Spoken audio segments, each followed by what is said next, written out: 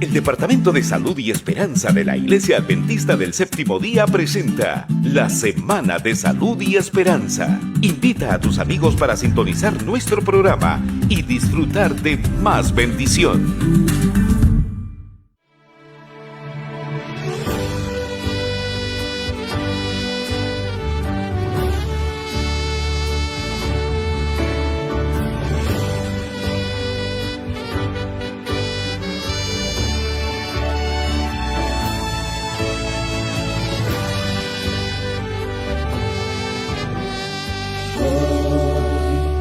Necesitamos cambiar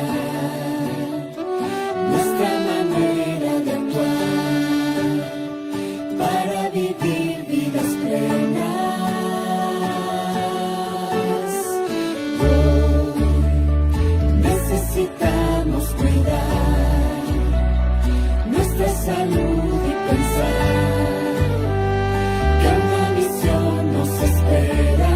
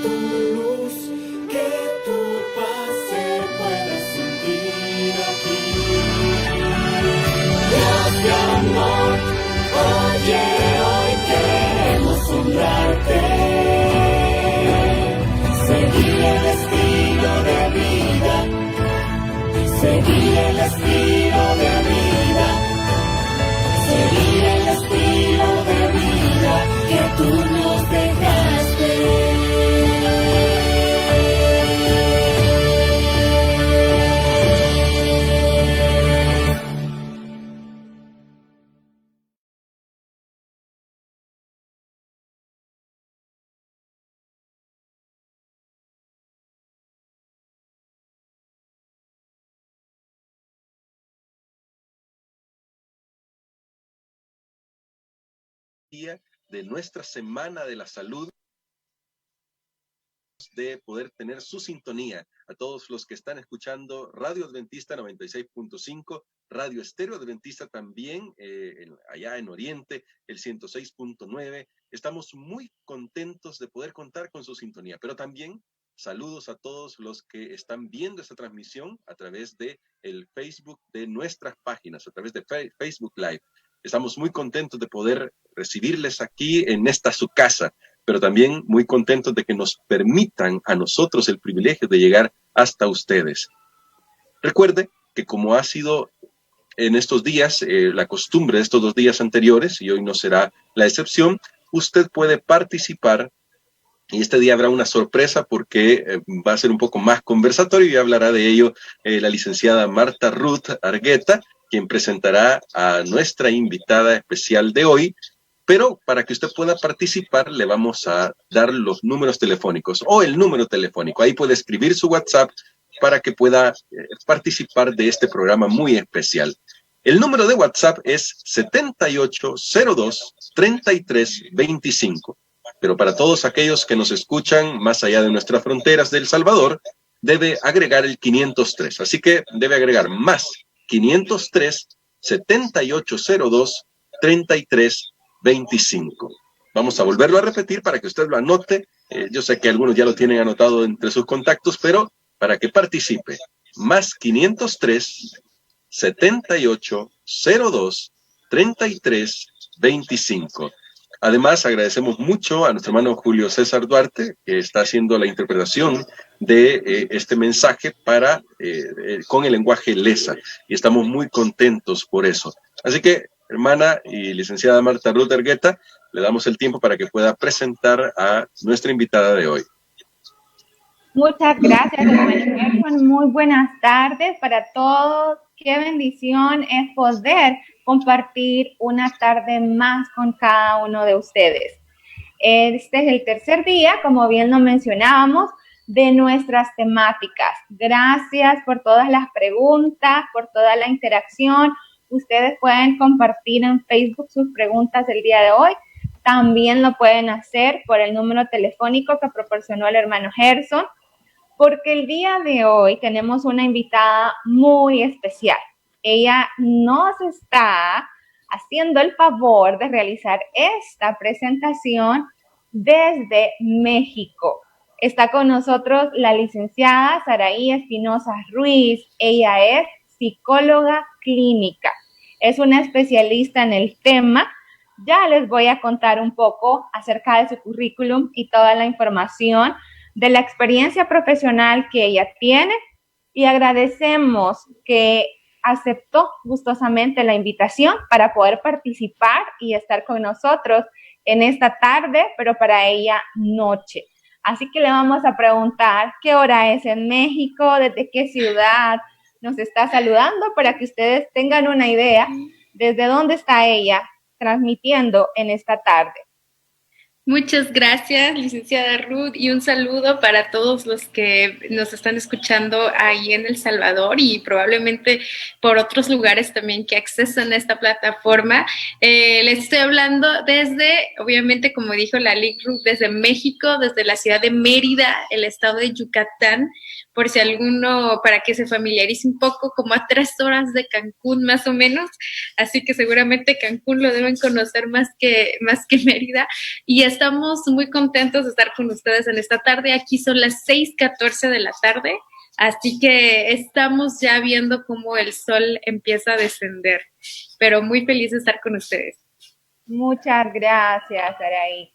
Aparte de ser una excelente profesional, es también muy buena colega y amiga, por eso nos atribuimos la confianza de invitarla. Les cuento un poco quién es y qué ha hecho ella.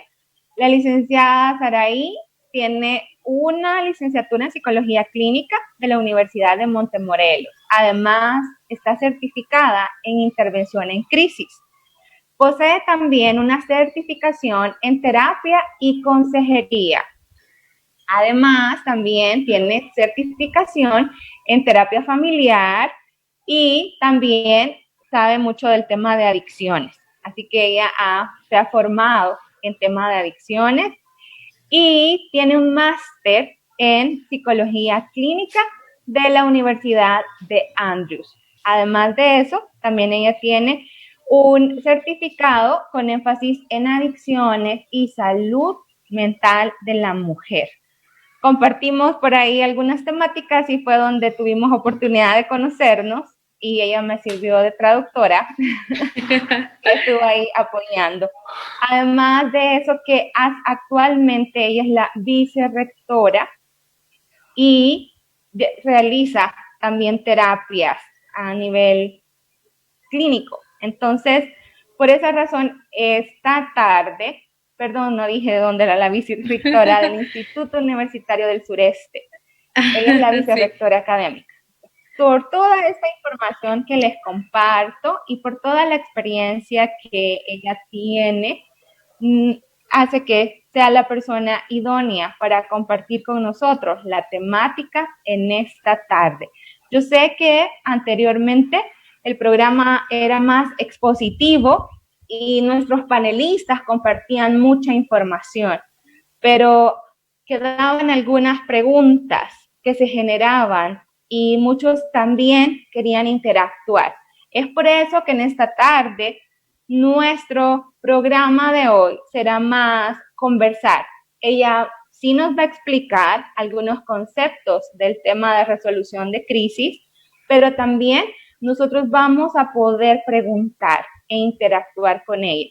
Pero antes de cederle el tiempo para que ella nos explique, vamos a solicitarle a la licenciada Espinosa que nos dirija en oración en esta tarde para poder iniciar este programa.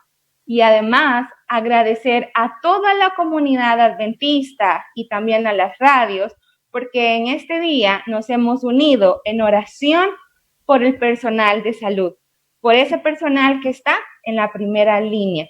Así que, licenciada Saraí, le agradeceríamos, por favor, esa oración el día de hoy, antes de que usted pueda iniciar. Claro que sí, vamos a orar para iniciar y como dijeron bien, tener en mente a todo el personal de salud que está fungiendo en estos momentos, ¿verdad? Bien, entonces vamos a orar. Padre nuestro que estás en los cielos, santificado sea tu nombre. Señor, te agradecemos por la oportunidad que a pesar de las distancias y de las circunstancias nos permite seguir conectados, nos permite seguir recibiendo apoyo y más que nada recibiendo tu amor. Te queremos pedir en esta tarde de forma especial por todo el personal de salud que se encuentra exponiéndose y probablemente arriesgando en muchas ocasiones sus vidas. Te pedimos que seas con ellos, que los protejas, que les des la resiliencia y la confianza en que tú como médico de médicos estarás con ellos para dirigirlos y guiarlos. Quédate con nosotros también en esta tarde, en el nombre de Jesús. Amén. Amén. Muchas gracias, licenciada Saraí.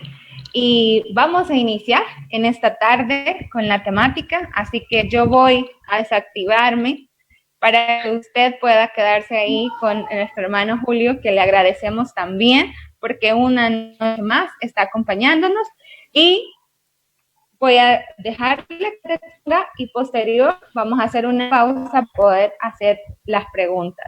¿Le parece bien? Claro que sí, digo, no tengo problema en que si gustan hacer preguntas mientras voy hablando también pase, no hay ningún problema, pero claro que sí, no vamos a tomarnos mucho tiempo en que solo reciban información, sino como bien lo dijo la LIC Ruth, otorgar una información general que de pronto pueda generar alguna pregunta un poquito más específica del asunto. Y pues en esta tarde vamos a hablar específicamente de lo que tiene que ver con la resolución de la crisis. Y si se dan cuenta, dije resolución de la crisis y no solución de la crisis. Y desde este punto quiero empezar a partir desde resolución y no solución. Porque si nosotros hablamos de una solución de la crisis, estamos dando por sentado que es un problema que necesitamos controlar. Sin embargo, creo que todos los que hemos estado viviendo esta situación nos hemos dado cuenta que hay muchas cosas que están fuera de nuestro control. Hay muchas cosas en las que nosotros no vamos a poder hacer mucho cambio. Pero cuando hablamos de la resolución de la crisis, hablamos de una una situación o una resolución que es más que nada interna, un proceso interno en las cosas que nosotros sí podemos controlar, en las cosas en las que nosotros podemos tener injerencia y no tanto en las que no. Y definitivamente esta situación de el virus que estamos enfrentando, la pandemia que estamos enfrentando, ha generado una crisis que vamos a llamarle colectiva. Colectiva porque lo estamos viviendo todos a diferentes escalas, a diferentes niveles y en diferentes lugares. Pero sigue siendo la misma cuestión. Y esto genera en cada uno de nosotros perspectivas diferentes. Sin embargo, la crisis tiene el mismo denominador en común, que es, no importa si sigues saliendo, no importa si estás en casa, no importa si estás en El Salvador o si estás en Italia o si estás en México, lo denominado en común o que tenemos en común es que esta crisis es algo inesperado, algo que obviamente no pensábamos que iba a venir y algo que estamos viendo cómo adaptarnos, cómo ajustarnos y cómo entender. Entonces, desde este punto, eso es lo que todos vivimos en común. No importa dónde estemos o en el contexto en el que nos movamos, todos tenemos esta expectativa de lo nuevo, de que es algo inesperado y de que obviamente con los recursos que hemos tenido buscamos cómo ajustarnos o cómo adaptarnos a esta situación. En las teorías de la crisis, lo primero que aparece siempre es la negación. Y si todos lo pensamos desde este punto, cuando empezó a oírse, por ejemplo, de esta situación del virus, muchos de nosotros dijimos, no va a llegar a mi país, no va a llegar a mi ciudad, probablemente están exagerando, probablemente esto es una conspiración, probablemente esto es mentira. Mientras las cosas empezaron a desarrollarse un poquito más y empezamos a ver más evidencias y certeza de lo que estaba pasando, llegó la etapa de la confusión, que es la segunda etapa de la percepción de la crisis. Y en esta etapa de la confusión fue donde de pronto vimos mucha información, tuvimos mucha saturación de información de distintas cosas, incluso unos empezaron a decir que si comías ajo no te iba a dar, o que si comprabas mucho papel ya te prevenías. Entonces, en este periodo de confusión fue porque hubo tanta saturación de información de tantos lugares que de pronto ya no supimos qué era veraz y que era probablemente ficticio, ¿no? Y todo esto nos llevó obviamente a estar en este sentido de incertidumbre de qué es verdad, hasta qué punto, qué no es, y empezamos a discernir lo que sí era veraz y lo que no. Y ahorita ya pasamos esas dos etapas y estamos en la etapa de la asimilación. Muchos de nosotros nos encontramos en la oportunidad, porque quiero resaltar que es una oportunidad el quedarnos en casa, porque hay personas que aún así tienen que salir, personal de la salud, personal de asistencia, personal de diferentes oficios que todavía tienen que salir. Y en esta asimilación es donde empiezan a emerger algunas situaciones de salud mental. ¿Por qué al principio no? En negación no emerge mucho porque obviamente no estamos tan seguros de que esto sea verdad, no lo terminamos de creer. En la confusión tampoco porque estamos tratando de asimilar y discernir lo que está pasando. Pero cuando estamos ya en la asimilación, cuando decimos aquí en México coloquialmente nos cayó el 20, cuando ya vimos la realidad de lo que sucede, entonces sí puede empezar a emerger algún tipo de sintomatología o de padecimientos que afectan nuestra salud mental. Porque ya empezamos a ver la realidad de las cosas, porque ya empezamos a ver también las consecuencias y las causas de esta situación, de esta crisis. Y porque obviamente muchos de nosotros estos periodos de aislamiento y esta incertidumbre del futuro empiezan a provocar en nosotros bastantes pensamientos, sentimientos y conductas. Entonces, ¿por qué hablar de la resolución de la crisis? Porque obviamente hay cosas, como dije al principio, que no vamos a controlar, Que surja una vacuna, no sabemos cuándo va a pasar y no tenemos el control. Que llegue o no llegue a mi hospital cercano o a mi ciudad, tampoco podemos controlarlo. En lo que me quiero enfocar es en cada uno de ustedes, en el contexto o en la situación donde esté, en lo que sí podemos controlar y en lo que sí podemos hacer al respecto. Y definitivamente, cuando sucede una crisis, muchos de nosotros nos convertimos en víctimas de la situación porque es algo inesperado, es algo que empieza a atentar contra nuestra integridad, especialmente física, y obviamente empieza a generar en nosotros una actitud un poco de víctima, ¿no? De por qué está pasando esto, por qué me sucede a mí, por qué en estos momentos. Muchos de nosotros incluso probablemente teníamos planes, proyectos. He dialogado con bastantes personas que me decían justo cuando iba a viajar, justo cuando me iba a casar, justo cuando me iba a graduar. Entonces empezamos a tratar de darle un significado. Si tú te estás haciendo estas preguntas, no es malo, porque una parte importante de resolver, o más bien nada, de resolucionar, hacer una resolución de la crisis, es encontrarle el significado. Ya vimos la causa, ya vimos lo que puede ocasionar, ya vimos cómo está la realidad, pero vamos a encontrarle el significado. Y el significado de la crisis se lo va a dar cada persona de una manera diferente, porque para cada una va a significar algo diferente. Pero lo que quiero que nosotros empecemos a pensar hoy y a cambiar el switch es que no nos veamos como víctimas de una situación o de una crisis, sino como sobrevivientes. Que no nos veamos como personas que no tienen el control de nada, sino como personas que tienen el control de sí mismas y de lo que piensan, así como lo que hacen. Entonces empezamos a cambiar un poquito la perspectiva y empezamos a encontrarle el significado. Muchos teóricos de intervención en crisis hacen mención que la crisis puede verse como dos formas. Puede verse como algo que te hunde, te termina, o puede verse como una oportunidad de crecimiento. Y para que nosotros lleguemos al punto de la resiliencia y lleguemos a este concepto de resolución de crisis, debemos de verla como una oportunidad. Y muy probablemente muchos se van a preguntar, ¿qué voy a ver de oportunidad en esto?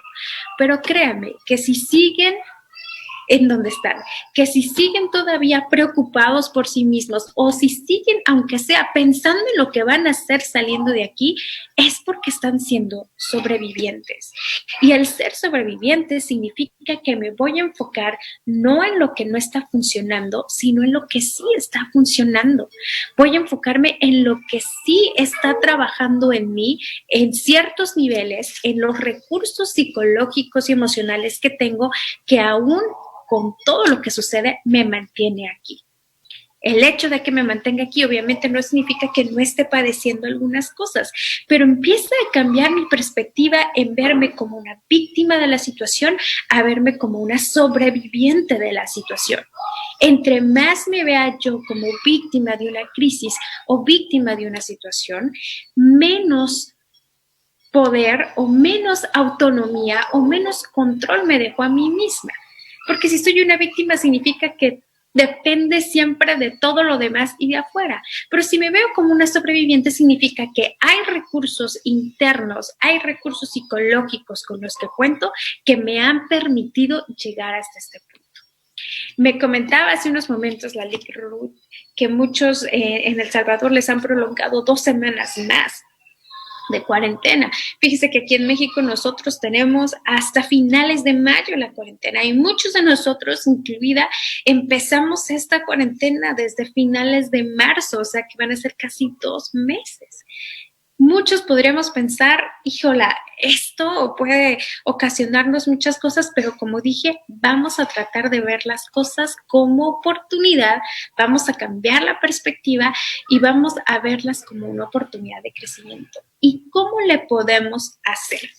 Yo quiero que ustedes piensen en sí mismos en dónde están y quiero que pensemos en 3 cosas acerca de la crisis.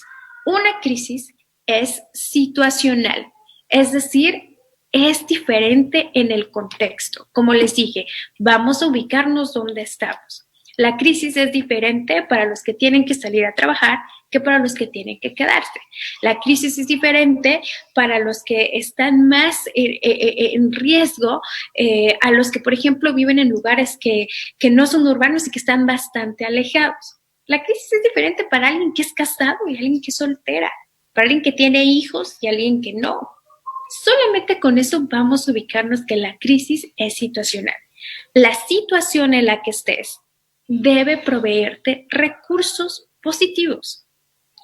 He visto, y a manera de broma lo he visto, o de chiste, que muchos, por ejemplo, ponen, híjole, pasar esta cuarentena con los hijos de repente ya me saca también o me empieza a desesperar, pero de pronto podríamos cambiar las cosas y pensar, bueno, pero la estoy pasando con mis hijos y mis hijos al menos están seguros y están a salvo aquí. Alguien que pasa la crisis porque es soltera y la pasa sola puede decir, híjola, estoy sola, aislada, pero podríamos cambiar y pensar, bueno, la estoy pasando sola, por lo tanto tengo también más tiempo para reflexión, tengo más tiempo para avanzar en mis cosas personales. El caso es que veamos la crisis de una forma contextual, situacional. Va a ser diferente para cada persona, aunque sea la misma crisis, va a ser diferente. Debemos ubicarnos en ese contexto y ver qué recursos puedo obtener de ese contexto. Número 2, la crisis es también temporal, es decir, tuvo un inicio y va a tener un final. Muchos también en forma de broma o en forma de chiste hemos visto que decimos va a llegar el año 2000 y tanto y vamos a seguir así, pero no es así. Todos sabemos que va a tener un final, que la crisis va a terminar en algún momento y vamos a readaptarnos a las cosas. He escuchado muchas personas también que me han dicho, sí, pero las cosas no van a ser igual después de la crisis. Probablemente no, pero el hecho de que sean diferentes no significa que van a ser malas. Depende de nosotros cómo va a ser el después o el post-crisis. Esto va a depender mucho de nosotros. Y al final voy a meter al asunto espiritual, pero me quiero detener en esto. Entonces, ya que vemos que la crisis es contextual, la crisis es temporal, también la crisis se experimenta de una forma subjetiva. Aunque sea la misma situación, que en este caso es la pandemia, cada quien la va a experimentar de una forma diferente. Por lo tanto, nuestra empatía hacia las personas debe estar muy presente. El tratar de entender desde qué punto nos está hablando alguien va a ser muy importante. Pero lo que quiero que nos ubiquemos ahorita también es que cada uno de ustedes piense en sí mismos. Y vamos a hacer una actividad para tratar de generar a este sobreviviente que cada uno de nosotros tiene, pero que probablemente hemos pasado por desapercibido. Y hay varios aspectos. Está el aspecto conductual, lo que hacemos. Está el aspecto afectivo, lo que sentimos. Está el aspecto físico, todas las sintomatologías físicas que nosotros tenemos. Está el aspecto cognitivo, que es lo que pensamos. Y está el aspecto espiritual. Estas 5 cosas. Quiero que piensen en ustedes mismos. ¿Qué cosas han estado haciendo? Conductual. ¿Qué cosas, o más bien dicho, qué sentimientos o emociones han estado sintiendo? El afectivo. Número 3, ¿qué cosas o qué padecimientos físicos han desarrollado? Algunas cosas en el estómago, dolores de cabeza, etc. Y número 4, ¿qué pensamientos han tenido últimamente? Y número 5, ¿en quién se han aferrado o en qué se han aferrado para mantener esperanza? Si en estas primeras 4 ustedes han encontrado que la mayoría de las conductas, pensamientos, sentimientos han sido más de índole negativo, quiere decir que tenemos que hacer una labor ahí para encontrar a lo que sí sigue funcionando y para encontrar al sobreviviente. o para hacer un cambio y empezar a hacer acciones, empezar a sentir emociones y empezar a tener pensamientos que sean un poco más, no vamos a decir positivos en el sentido de ver todo color de rosa, sino que verlos más optimistas, que dentro de la realidad podamos ver una perspectiva un poquito más esperanzadora. Y mucho de esto va a tener que ver en cómo contamos las cosas. Saben que se hizo un estudio en bastantes personas que fueron sobrevivientes a un tipo de crisis específicamente de guerra. Y a estas personas las hicieron escribir su experiencia. En esta actividad de escribir su experiencia y volverla a escribir, se dieron cuenta que las personas, mientras más escribían, más encontraban recursos de ellos mismos que los hicieron sobrevivir. Y mientras más escribían, más se dieron cuenta de las cosas que sí seguían funcionando. Estos estudios demuestran que escribir por 15 minutos puede incrementar nuestra salud emocional, nuestra salud física, incluyendo cosas como presión arterial, incluyendo cosas como tensión muscular, incluyendo cosas incluso que tienen que ver con el estómago, con la digestión, el nada más escribir. Porque cuando uno cuenta la historia, cuando uno cuenta la experiencia que está viviendo y la vuelve a contar y se escucha o se lee, empieza a darse cuenta de algunos elementos que pasa por desapercibido que de pronto lo han mantenido. Es muy importante observar y prestarle atención a las palabras que decimos. Si nosotros estamos contando la experiencia y, por ejemplo, empezamos a contar la experiencia y decimos, ha sido catastrófico, no aguanto más, obviamente el decir estas palabras nos hace reafirmarnos pensamientos de que no podemos. Pero cuando cambiamos la narrativa al contar la experiencia y decimos, ha sido incierto, sin embargo, he salido adelante porque he tratado de protegerme, o a veces he sentido que me desespero, pero luego intento y puedo llegar a esto, entonces también nuestra forma de pensar o nuestro procesamiento de pensamientos va cambiando. Es muy importante prestarle atención a las palabras que utilizamos para referirnos a las cosas, porque aunque las digamos de broma, aunque las digamos de chiste, entre más repetimos una palabra, entre más repetimos una frase, más se crean surcos en nuestro cerebro, en nuestro pensamiento, surcos que reafirman ese pensamiento y que ese pensamiento empieza a generar emociones, que mayormente van a ser emociones negativas y nuestros pensamientos son catastróficos. Entonces, prestarle atención a cómo nos externamos, prestarle atención a lo que decimos, prestarle atención a cómo contamos la experiencia que estamos viviendo, va a marcar una diferencia muy grande en la manera en la que pensamos. Y la manera que pensamos va a marcar una diferencia muy grande en la manera que sentimos.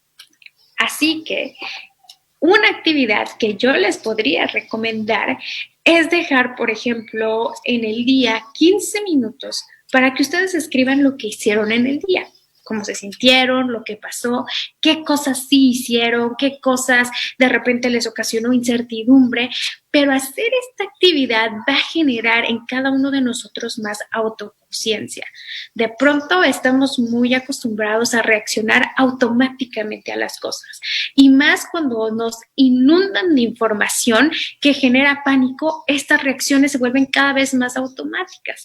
Es importante y es muy trascendental que para que podamos tener una resolución de la crisis podamos ser muy conscientes de lo que estamos pensando.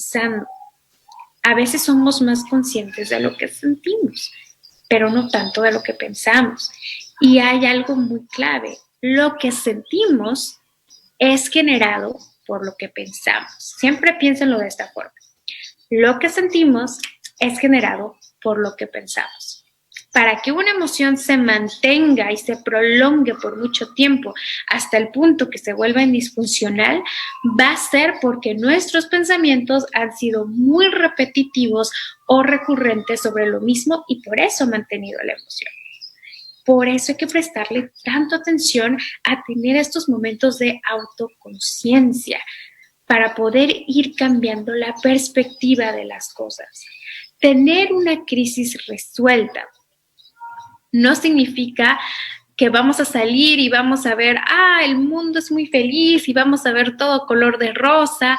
No significa negar la realidad, sino que significa ver la realidad de una perspectiva diferente.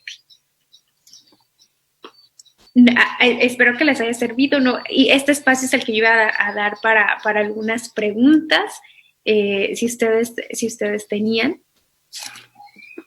Sí, nos está sirviendo muchísimo, Saraí, gracias.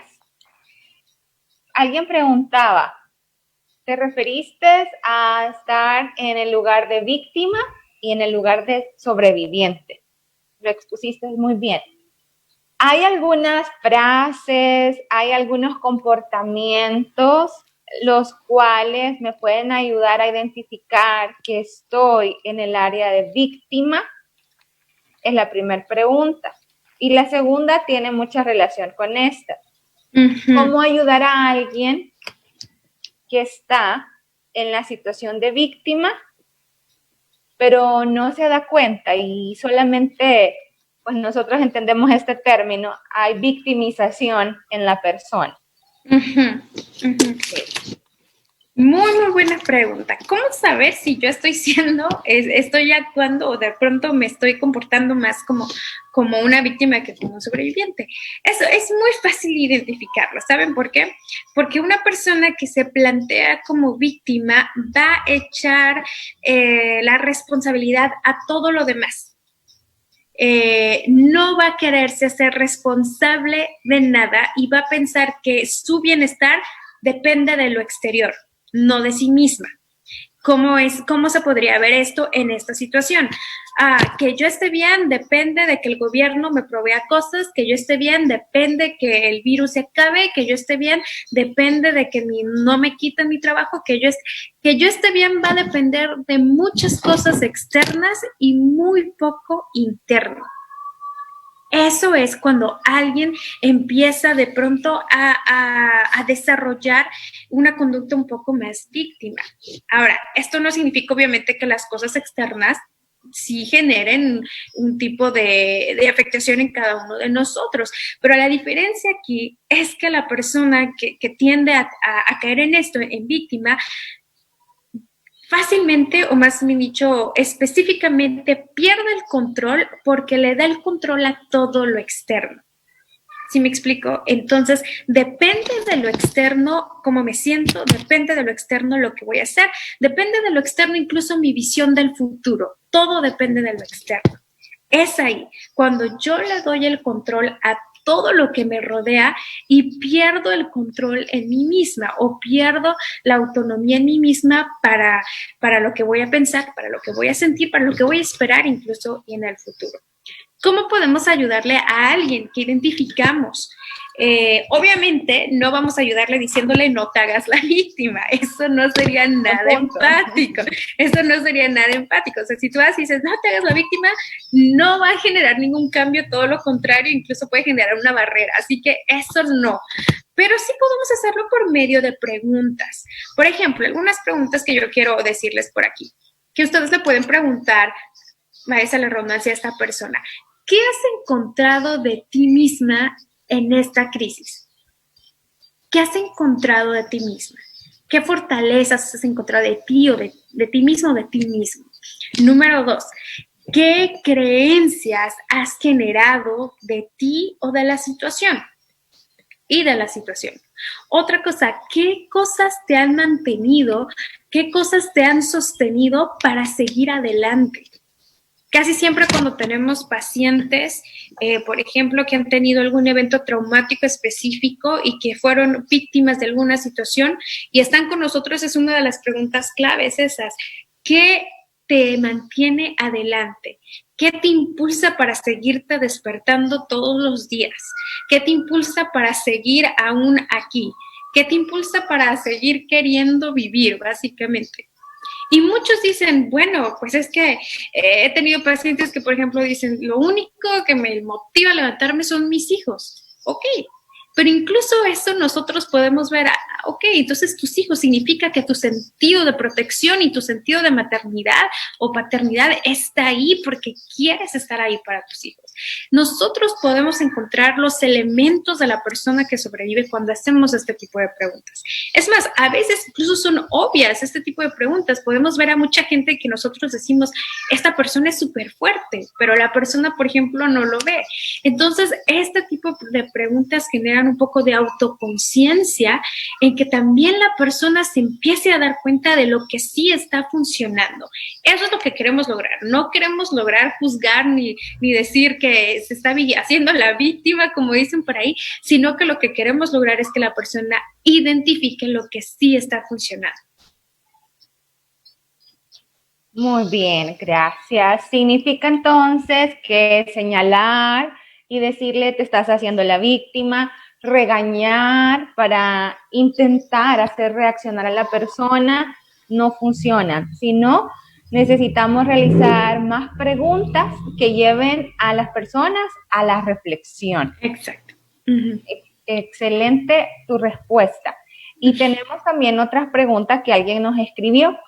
Y es en relación a la sugerencia que tú dabas acerca de escribir. Que la técnica narrativa o el poder escribir nuestras historias nos ayudan a identificar mucho de nosotros mismos. Alguien decía que si eso es como llevar un diario o si es un concepto diferente lo que se debe de realizar para escribir y tomarnos este espacio para nosotros mismos. Es un diario, puede ser un diario. Claro, no es un diario en el que voy a poner lo que comí o cosas así, sino que más que nada podemos llamarlo como un diario de reflexión, un diario reflexivo, ¿no? Como les dije, estos estudios son muy interesantes, se hicieron en el 2011 y, por ejemplo, las personas que hicieron los estudios, que fueron una doctora y un doctor, decían que incluso con hacerlo 4 días a la semana, por 15 minutos, generaba ya algún tipo de cambio. Entonces, sí, o sea, no creo que tiene que ser, por ejemplo, toda la semana, ¿verdad? Porque capaz no quiero que llegue al punto en que estresar de que, híjola, hoy no escribí. No, pero, por ejemplo, si lo pueden hacer 4 bien y por 15 minutos. El objetivo de este diario es más que nada generar esto que hemos venido hablando, que es la autorreflexión, la autoconciencia de las cosas que funcionan. Entonces, obviamente ese diario sí no es para que yo ponga hoy comí esto, sino que decir hoy me sentí de esta forma, hoy mientras hablaba con mis hijos me di cuenta de esto, hoy mientras hacía el aseo pensé y me percaté de esto. Es más que nada este tipo. Entonces sí podríamos decir que es un diario, pero un diario reflexivo, vamos a llamarlo así. Okay. Se podría usar entonces solo en momentos en que la persona experimenta una crisis. En algún momento. Podría ser en el momento post-crisis o durante una crisis. Puede ser también durante una crisis, ¿no? Y a alguien que de pronto, o sea, le guste mucho la autorreflexión, pues también le puede servir, ¿no? Pero el estudio se hizo específicamente en personas que habían sufrido una crisis. Ok, gracias. Y mencionaste también que ibas a dejar la parte espiritual al final. ¿Será que un diario de oración me puede servir también como una técnica para desahogarme emocionalmente y además reflexionar y darme cuenta cuáles son mis frases, cuáles son mis palabras o qué tan negativos están mis pensamientos? Claro que sí. De hecho, déjenme decirles algo muy interesante. La oración es uno de los elementos más terapéuticos que pueden existir. Y les voy a decir por qué. Porque la oración personal especialmente. Porque cuando uno ora solas, estás hablando y ya sea que lo hagas en voz alta o ya sea que lo hagas en la mente, te estás escuchando lo que estás diciendo. claro, cuando uno hace una oración intencionada en reflexión, ¿no? Porque cuando oro solo nada más por la comida, de que bendice esta comida, amén, pues no genera mucha reflexión. Pero en sí la oración personal, por eso la Biblia hace tanto énfasis en tener oraciones personales, porque son una actividad terapéutica muy grande. El escucharte mientras oras empieza a generar este sentido de vinculación hacia quien estás orando, porque es alguien que no ves.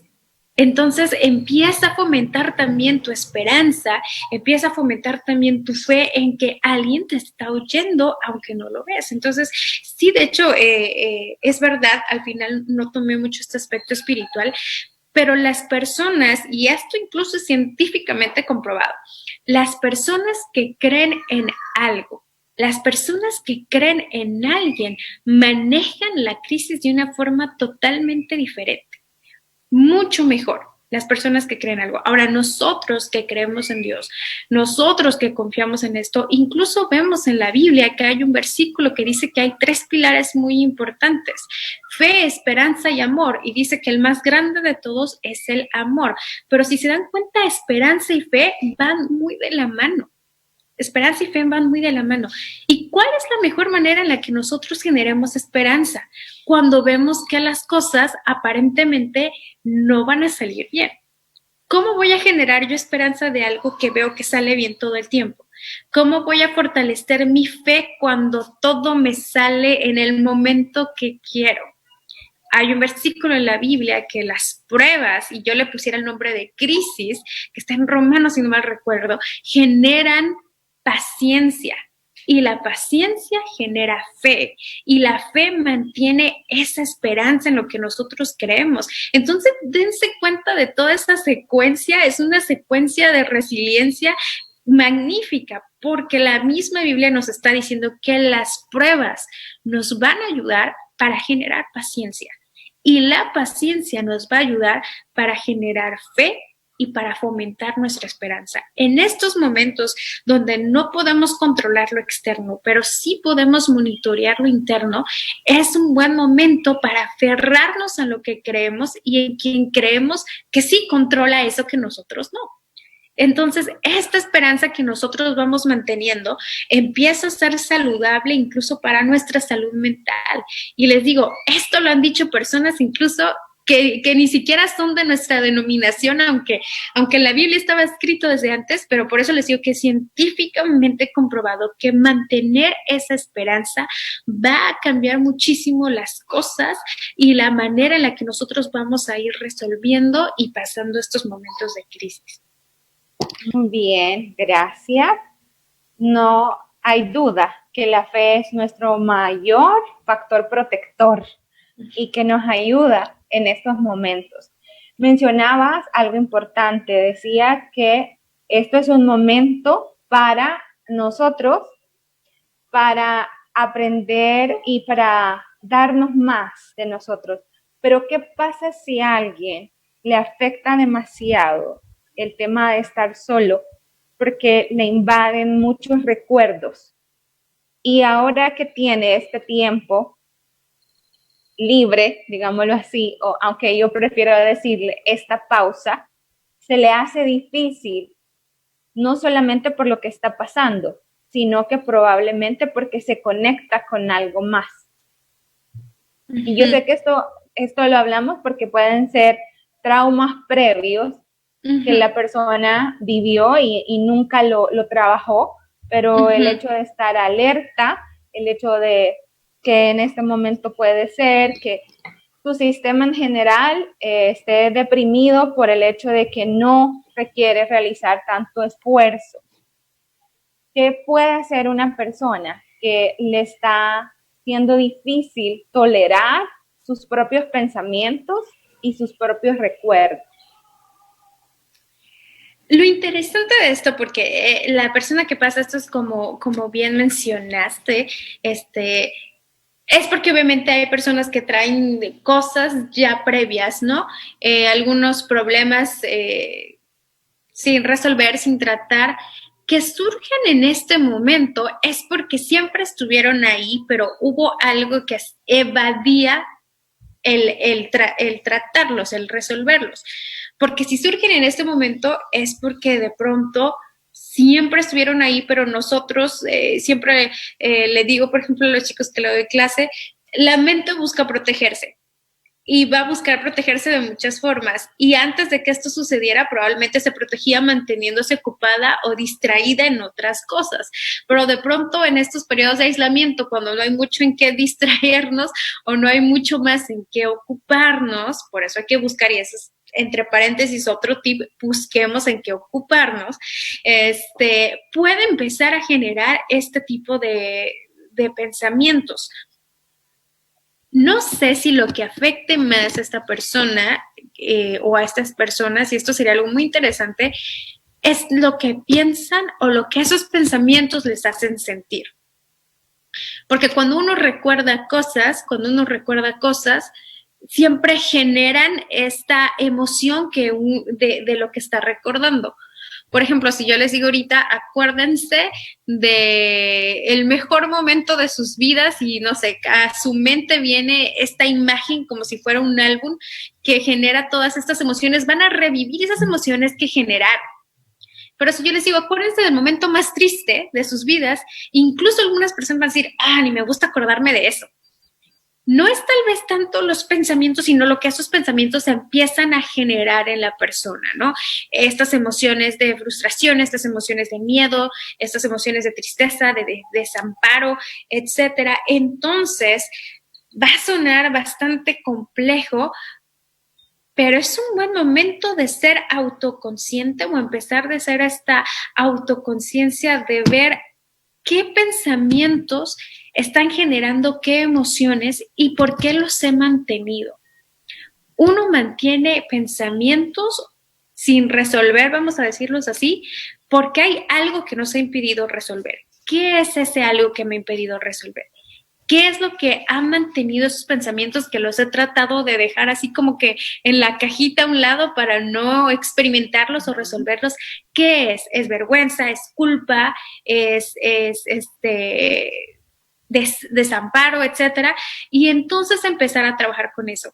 Es muy importante y creo que en esto también vas a estar de acuerdo conmigo, Ruth, que hay situaciones que sí de pronto van a emerger tal vez una intervención un poquito más profesional y un poquito más distinta, porque sí definitivamente hay personas que de pronto tienen o han tenido incluso algún padecimiento que ya ha sido más prolongado, que incluso ha sido tratado y que en estos periodos puede verse un poco más detonado, ¿no? Pero aún así no significa que no se pueda. De hecho, muy interesante. Hay muchas personas que en estos momentos o después de esta crisis van a apreciar tanto las cosas que tienen que incluso ese padecimiento va a cambiar. Y eso lo he visto en algunas personas. Esto incluso les ha dado tanta autoconciencia y gratitud o aprecio de las cosas con las que cuentan que después de esto seguramente esta situación va a cambiar. Así que yo creo que es un buen momento de autoconciencia, de detenerme a ver lo que pienso y lo que siento, las dos cosas juntas. Casi siempre las aislamos, pero verlas juntas, y obviamente si es algo un poquito más profundo, más complejo, buscar la intervención adecuada. Muchas gracias. Sé que el tema en general es el manejo y la resolución, más que el manejo y la resolución de la crisis, pero tocamos el tema de las emociones y el día de ayer justamente hubieron muchas preguntas en relación a una emoción en específica y yo me comprometí con que el día de hoy daríamos una respuesta. Sé que estamos sobre tiempo y que para hablar de emociones es un tema completo, pero las personas están experimentando mucho miedo y el virus del miedo es lo que hablábamos ayer. ¿Qué recomendaciones tú nos podrías dar, ya para cerrar y no quedar en deuda con la pregunta del día de ayer, en relación a cómo regularnos emocionalmente o algunos tips para este miedo que está presentando la mayoría de la población? Ok, claro que sí. Y lo voy a platicar, lo voy a decir de una forma muy puntual, 2 minutitos. Lo vine diciendo anteriormente. Nosotros sentimos todo el tiempo. Vamos a sentir desde que nacimos hasta que dejemos de existir. Todas las emociones tienen una función muy importante. Incluso el miedo tiene una función, porque el miedo nos ayuda a estar precavidos, nos ayuda a estar alertas. Hay 4 emociones básicas que tienen una función en nosotros, que es el miedo, la alegría, la tristeza y el enojo. Esas 4 específicamente nos ayudan en algo.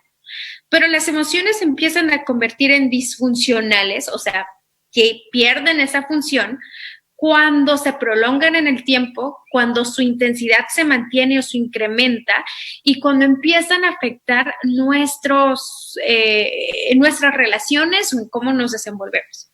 Pero lo dije antes, ¿qué genera las emociones o qué las mantiene por tanto tiempo? Lo que mantiene nuestras emociones son nuestros pensamientos. Cuando nosotros hablamos de regulación emocional, realmente lo que queremos decir es regular nuestros pensamientos, porque las emociones nada más son una respuesta a lo que pensamos. Así que si yo estoy sintiendo mucho miedo, lo que yo me preguntaría o lo que yo les preguntaría sería, ¿qué estoy pensando constantemente para estar manteniendo este miedo? Muy probablemente este miedo se ha mantenido porque mis pensamientos han sido muy catastróficos, han sido muy caóticos, han sido muy negativos y han sido muy autodestructivos probablemente. Si yo todo el día me la paso pensando, hoy creo que voy a morir, hoy voy a morir, hoy voy a morir, y me la paso pensando eso y seguro va a pasar algo y voy a morir, obviamente ese día me voy a mantener todo el día y el siguiente con tensión de que en cualquier momento me voy a morir. Entonces, si yo me la paso pensando, este es el final, no hay un buen futuro, todos nos vamos a contagiar, todos nos vamos... Obviamente, los pensamientos que yo tenga van a mantenerse y van a mantener la emoción. Yo les preguntaría a cada uno de ustedes, ¿qué están pensando que ha mantenido el miedo? Porque, y esto incluso lo pueden ver en un video que pueden ver en mi página, ya luego se la voy a dar a la Lick Ruth, que nosotros hay veces que mantenemos la emoción por estos pensamientos recurrentes. Entonces la pregunta que yo me haría sería, ¿qué he estado pensando que ha mantenido esta emoción? La emoción, si yo les dijera, dura de 9 a 25 minutos, muy probablemente todos me dirían, ¿cómo que dura 9 a 25 minutos si yo llevo una semana deprimida o llevo un año deprimido? Pero bueno, esto pasa porque la emoción deja de ser funcional y porque mis pensamientos la mantienen a tal punto que, por ejemplo, la tristeza se convierte en depresión, el miedo se convierte en ansiedad, el enojo se convierte en rencor, porque se ha mantenido, se ha convertido en disfuncional. El miedo tiene una función, pero cuando ya ese miedo dejó de tener su función y lo único que está haciendo es incapacitarme, entonces ya es disfuncional. Obviamente, si yo estoy en la noche y escucho que alguien viene atrás de mí y no siento miedo, también sería preocupante, ¿no? Porque el miedo me permite estar alerta. Pero si yo llevo sintiendo miedo y lo único que he hecho es incapacitarme, entonces es disfuncional. Hay que prestarle atención y yo les preguntaría, ¿qué estoy pensando? ¿Qué pensamientos recurrentes y repetitivos he tenido que mi miedo se ha mantenido? Las emociones solo son una respuesta a mis pensamientos y son una respuesta que en muchos casos es fisiológica, porque si yo les dijera, tanto el miedo, la alegría, el enojo y la tristeza se sienten en el cuerpo. Si yo les dijera, ¿dónde sienten el miedo? Me van a decir como que en el estómago. O lo siento en las palpitaciones del corazón. Si yo les dijera, ¿dónde sienten la tristeza? Muchos me van a decir, en el pecho. Por eso hasta decimos, siento que me rompieron el corazón, porque se siente en el pecho el dolor. Son una reacción. Entonces, esta reacción del miedo se ha mantenido ahí por algo que yo he venido pensando. Y nuestros pensamientos también se alimentan de lo que escuchamos, de lo que vemos. Entonces, es toda una cadenita. No por nada la Biblia dice que sobre todas las cosas guardas tu corazón, Amén. O sea, tus pensamientos, porque de él emana la vida. En otras palabras, guarda tus pensamientos porque ellos van a darte una calidad de vida mejor o no tan productiva. Entonces, el miedo hay que checar más lo que estamos pensando que lo ha mantenido. Vamos a Muchísimas gracias por esa explicación y así podemos cumplir con los hermanos que nos preguntaron el día de ayer. Y definitivamente queda abierta la invitación para hablar más acerca de las emociones y regulación emocional. Y para los que quieren más información, y algunos también ya vieron que Saraí ha compartido algunos videos, y yo sé que aunque ella los ha hecho para una unión de México, también están siendo compartidos en El Salvador, están disponibles en la página de Facebook. Yo puedo compartirles después el link para que ya ella grabó 3 videos y podemos también adquirir más información de todo lo que hablamos el día de hoy. No tenemos duda entonces que nuestros pensamientos y nuestra salud mental debe de ser prioridad. La mejor forma de resolver y de mantenernos en una crisis depende mucho de la forma en que nosotros pensemos. Y la mejor manera de tener una barrera protectora, decíamos que también es la parte espiritual. Así que muchísimas gracias, licenciada Saraí, por acompañarnos en esta noche, ya para nosotros y para usted más, por tomarse de su tiempo. Y sin duda alguna, la estaremos invitando para posteriores entrevistas o posteriores videos para que pueda seguir colaborando. Así que muchísimas gracias por acompañarnos. Y agradecimientos y saludos de todas las personas que la están viendo. Y también muy buenos deseos y bendiciones. Gracias, muchos saludos a todos también. Muy bien, gracias, licenciada Saraí. Luego. Nosotros nos quedamos porque ustedes saben que durante este día hemos realizado una actividad especial. Este día hemos dedicado tiempo para realizar diferentes oraciones. Este día apartamos un espacio para dedicarnos a pedir a Dios protección para todo el personal de salud. Y esto involucra a todas aquellas personas, tanto de la Iglesia Adventista como personas que no son de la Iglesia Adventista, que están haciéndole frente a la pandemia. Tanto los que están en primera línea como los que a veces sentimos o se siente que estamos en segunda línea, que somos la parte de salud mental, es un personal importante que hace esfuerzos sumamente increíbles por vencer sus propios temores, por continuar todos los días, por levantarse, ir a trabajar, aún con la certeza y aún también con el hecho de saber que ellos están expuestos a un alto riesgo. Queremos decirle gracias, muchas gracias por todo lo que hacen. Durante el día he recibido muchos mensajes de peticiones de oración por situaciones difíciles de personas que están trabajando en el área de salud. Les agradezco mucho la confianza, les agradezco mucho en que ustedes compartan estas historias y no tengan duda que no solamente este día, sino que el resto de días seguiremos orando por ustedes. Me gustó mucho una frase que utilizó la Radio Adventista y la voy a repetir, que dice: mientras ustedes están de pie, nosotros estaremos de rodillas. Así que no tengan duda que seguiremos orando por ustedes y también por cada uno de los familiares y haciendo también cumplimiento a lo que nos dice la Sagrada Escritura en Romanos 12:12, que nos dice: gozosos en la esperanza, sufridos en la tribulación, constantes en la oración. Estamos con ustedes. Les agradecemos mucho el esfuerzo y seguiremos estando con ustedes.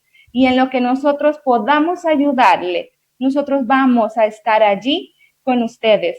Así que queremos decirle gracias. Y si en algún momento usted tiene en su casa o alguien de su familia es personal de salud, agradézcale por favor. Si pudiéramos proporcionar un aplauso, nosotros también lo haríamos, porque el esfuerzo es grande.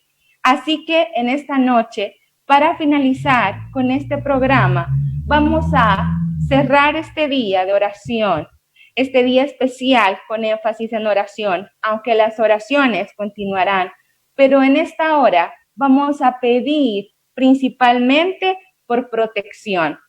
Así que voy a invitar y voy a agradecer a ustedes que están en casa, tanto los que nos están viendo como quienes nos escuchan, que podamos tener una posición de reverencia para poder dirigirnos a Dios. Vamos a orar. Amado Padre Celestial, que tu morada está en las alturas de los cielos, pero que no pasas desapercibida ninguna preocupación de cada uno de tus hijos. Te agradecemos, Señor, porque durante el día tú has escuchado nuestro clamor. Te agradecemos, Padre Celestial, porque todas las oraciones que hemos elevado, estamos seguros que tú las has escuchado. Queremos, Señor, en esta noche pedirte de una forma muy especial por protección para todo el personal de salud. Señor, ellos enfrentan riesgos, ellos enfrentan desafíos, pero en esta hora queremos pedirte, por favor, que tus ángeles los acompañen siempre, que tú los protejas, Padre Celestial. Además, queremos pedirte también por los familiares de estas personas. Ellos también tienen incertidumbres, ellos también tienen temores y sabemos que tú los entiendes y sabemos que tú los comprendes. Y te pedimos, Señor, que tú también los puedas proteger. En esta noche, mucho personal de salud hará turnos. Protégelos y si en algún momento, Señor, los resultados de alguna prueba que a ellos les van a realizar no dan negativo, te pedimos también, Señor, que ellos recuerden que hay una esperanza y que la única esperanza es Jesús. Bendice también a aquellas familias que están en casa, provéeles descanso y sobre todo la tranquilidad y la seguridad que tú estás con ellos. Gracias, Señor, porque además de la tecnología, tenemos un mejor medio para cortar las distancias y ese medio es la oración. Te suplicamos, Señor, no por nuestros méritos, porque no merecemos nada, sino en el nombre de Jesús oramos. Amén. Muchas gracias a todos por acompañarnos y también un saludo especial a la familia Saleh que se comunica con nosotros y a todos los hermanos de la comunidad de sordos y también amigos que están siguiendo esta serie de programas.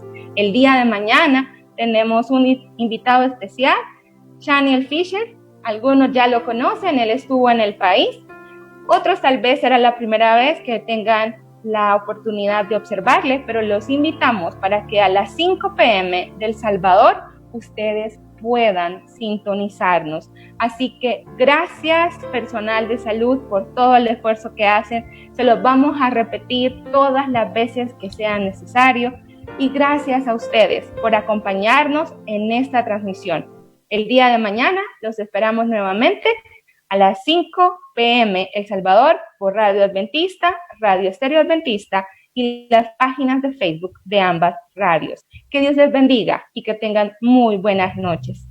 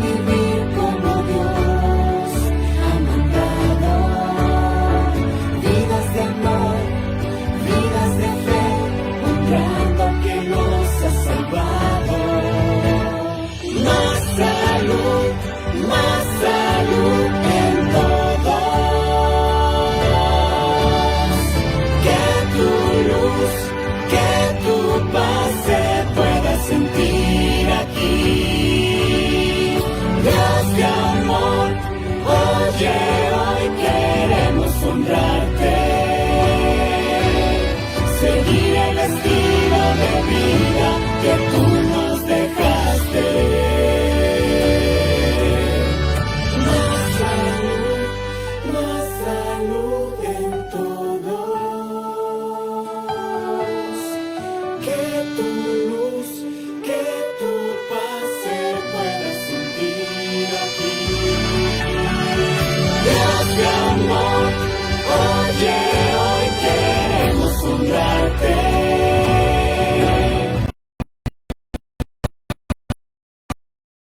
Seguir el estilo de vida, seguir el estilo de vida, seguir el estilo de vida que tú nos dejaste.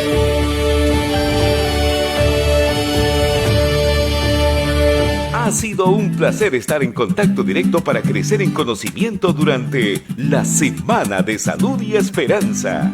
Que Dios nos proteja y provea salud para todos es nuestro deseo. Que Dios nos bendiga.